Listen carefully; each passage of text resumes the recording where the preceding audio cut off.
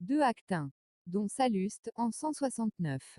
À Madrid, Don Salluste de Bazan, grand seigneur et ministre, va quitter la cour parce qu'il est en disgrâce, la jeune reine n'ayant pas apprécié un de ses écarts de conduite. Il médite de se venger et a convoqué à cet effet son cousin, Don César de Bazan, grand seigneur dévoyé, connu dans la Bohême sous le nom de Zaffari. Mais, apprenant qu'il s'agit de se venger d'une femme, Don César qui, dans sa dégradation, est resté chevaleresque, refuse avec indignation. Aussi Don Salluste le fait-il arrêter et livrer aux pirates barbaresques. Mais il a surpris une extraordinaire confidence de son ambitieux valet, Ruy Blas, à Zaffari, le laquais est amoureux de la reine d'Espagne. Cette passion va servir les sombres desseins de Don Salluste, présentant Ruy Blas à la cour sous le nom de Don César, grand d'Espagne, il l'engage dans cette entreprise infâme, lui ordonnant de plaire à cette femme et d'être son amant. Acte 2. La reine d'Espagne, cloîtrée dans son palais, Maria de Neubourg s'ennuie, elle rêve au mystérieux inconnu qui lui fait parvenir, au péril de sa vie, les fleurs qu'elle aime, le dernier bouquet était même accompagné d'une lettre d'amour. Le roi lui donne pour écuyer un jeune seigneur, Don César, en qui elle devine l'auteur de la lettre, ne pouvant dissimuler son émotion. Jaloux, le vieux Don Guritan provoque en duel Don César Ruy Blas. Pour sauver celui-ci, la reine écarte Don Guritan. Acte 3. Ruy Blas, heureux, aimé, vainqueur. Duc d'Olmedo, l'Espagne à mes pieds, j'ai son cœur. S'écrie Ruy Blas qui, en effet, par la faveur de la reine, est devenu duc d'Olmedo, chevalier de la Toison d'Or, secrétaire universel et premier ministre. Son amour lui donnant du génie, il tente de régénérer l'Espagne.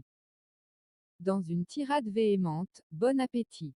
Messieurs, il apostrophe durement les ministres prévaricateurs qui se partagent les profits de l'Empire, leur reproche leur corruption.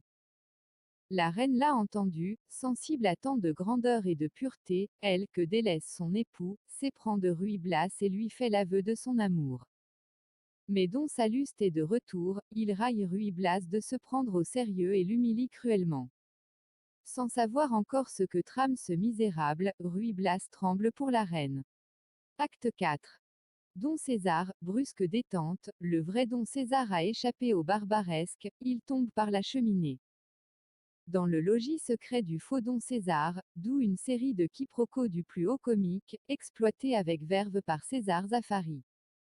Son intervention va-t-elle sauver Ruy Blas et la reine? Non, Don Salluste paraît et fait arrêter son cousin. Acte 5. Le tigre et le lion, utilisant un billet qu'il avait fait écrire par Ruy Blas à Lactyle, Don Salluste convie les bien-aimés à un rendez-vous galant dans sa maison privée. Mais c'est un guet-apens. À la reine qui est d'abord seule, il révèle que celui qu'elle aime est un laquais. Surprise par lui en compagnie de Ruy Blas, elle sera déshonorée, il lui offre de renoncer au trône et de partir avec Don César. Mais, tandis que le traître savoure son triomphe, Ruy Blas survient, ferme au verrou la porte de la pièce, puis, revenant sans bruit derrière son Salluste, il lui arrache son épée.